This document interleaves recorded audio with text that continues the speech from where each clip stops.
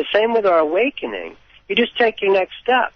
Simplest way to do it is just to say to God, which is inside you, say, okay, show me what to do next. Now listen to the answer. You got 2 ears and 1 mouth. Here's a hint. You should listen when you pray or commune with God. Perhaps we should listen twice as long as we talk. You got 1 mouth and 2 ears. Okay, there's a hint. You know, and once again, God knew what he was doing. Yeah, right. Otherwise, you just have 1 ear in the back of your head. You know, we think that was normal. You know, but we have 2 ears and 1 mouth. So when you commune with Spirit, with God, with Source, in whatever way you want to, if you like Jesus Christ, do it with Jesus.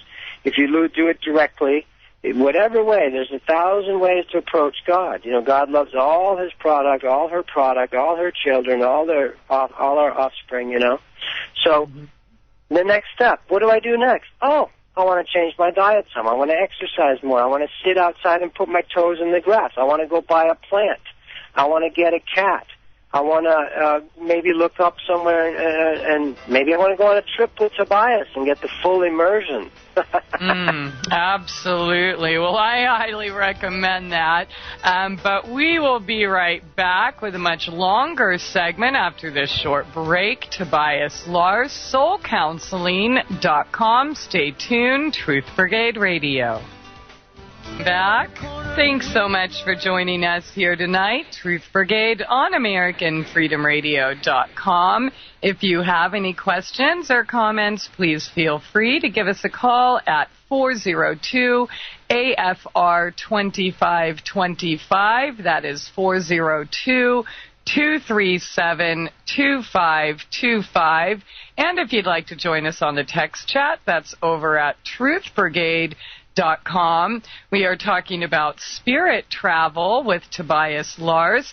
Spirittravel.com is the website. That is with 1 T. And, you know, we've been talking mostly about wolves tonight, but as I mentioned before, you can play with the elephants, dolphins, manatees, wild horses, etc. And then, of course, I think the ayahuasca journey is next month, so hopefully we reserve some time to talk about that. But Tobias, let me ask you this. There was a question in the chat. One of our listeners, chatters, he is a diver and swimmer, loves the deep blue sea, and he asks, how can I attract dolphins to interact with me in the wild blue sea? Well, before you go out, you can watch some movies, get their images. You know, it's really frequency again. Watch some films of other people swimming with dolphins, depending on where you are. A friend of mine will attract them anywhere. He'll go on the beaches in New Jersey and the dolphins will show up, you know.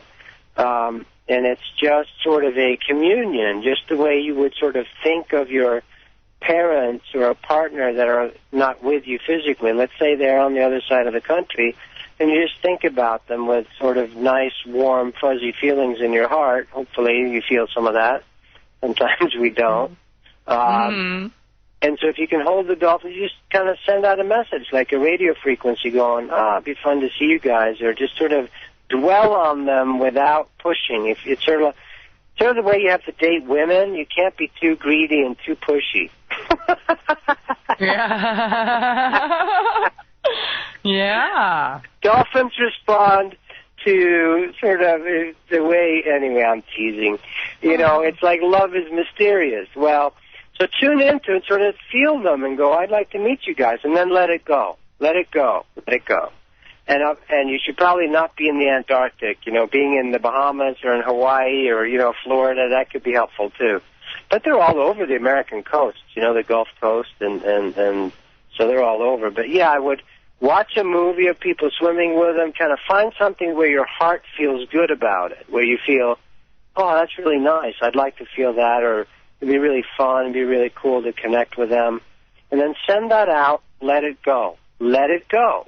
It's like trust. When you plant a seed, you don't go out and dig it up every day and go, how's it going? You growing yet? Because the seed will be freaked out and never grow. So the same way with this, you sort of sow the seed of enjoying, imagining, seeing yourself swimming with them. Let that go. My first trip to Kona, Hawaii, that's how it happened. I knew I wanted to, and I had an appointment to go swimming with them, but I didn't know how it was going to happen. I didn't know where they'd come in to land, so someone told me, well, they come in down here at the place of refuge at Puhuna. I can't pronounce it. It's a long Hawaiian word. It'll take me 10 years to figure that one out. But at the place of refuge south of Kona, Captain Cook there. And sitting there on the lava rocks one night, just a pod of 12 of them showed up, and I knew they were there for me. And I swam out 150 yards, and I spent like 2 hours swimming with them. And you just calm down, and you sort of tune into what they're doing and feel how they glide and enjoy that. And you become sort of empty in a sense. You blank a little bit about what do you want from me, or a different form of language. Just the way you approach a cat or a dog. You don't want to be too frantic or crazy. They don't feel good about it. So, yeah, that's some hints. Go to the ocean and tell them you want to meet them. And then let it go. Don't tell other people what you're doing, because they're going to think you're crazy maybe. But, yeah, just send out that frequency. Ask them gently, and, I just wait and see, huh? I'm interested in dolphins. It's just like if you're interested in a certain car, you'll start seeing it everywhere. I'm interested in dolphins, and then they'll know that. And they operate that way. They operate pure frequencies. I mean, their language, the dolphins' language is pure frequency, Clicks and sounds and whistles and, Oh, yeah. Beautiful ones, too. Yeah. And I'd go down to the ocean, and then when you feel a hint to go swimming, just let it go and be open. Be open to it, Sow the seed, let it go, and then go about your business. Very good advice. Okay. Well, you know what? Since we asked about dolphins, tell us about the dolphin adventure. Well, yeah, and so that first time I swam with them at the place of refuge in Hawaii, I remember, I can go back to it right now, feel a particular young male dolphin, it felt like. And he kind of looked at me, and basically what I felt was he said, kind of like teasing me, like a buddy kind of teasing me. He said, hey, why don't you bring some of your friends here? And and at the same time he said, jokingly, if you guys aren't too toxic, we'll come hang out with you. And and jokingly, but not joking, And so that they're honest, right? Yeah, they're totally honest. Yeah, dolphins aren't going to lie to you. They're not going to sugarcoat it. Yeah. These are the wild spinner dolphins. They don't flip like flipper, They spin. And they're a little smaller than the flipper type Atlantic bottlenose dolphins. They're a little leaner, sleeker. They have a dark blue top and a lighter gray-blue bottom part to them. But they're very curious and playful. And they're all over Hawaii and the Kona coast. And a lot of people go now to swim with them. And they like to play with leaves in the water. We've had babies come up within 2 feet. We've had them swim at us, around us, play tag with a leaf back and forth. We go in with them at this sacred place in Hawaii, at the place of refuge. It's one of the safe havens that the ancient tribes used to have, where when they had any kind of difficulties, if you made it to this safe place, you were completely safe. The end of the Hawaiian culture, there was wars.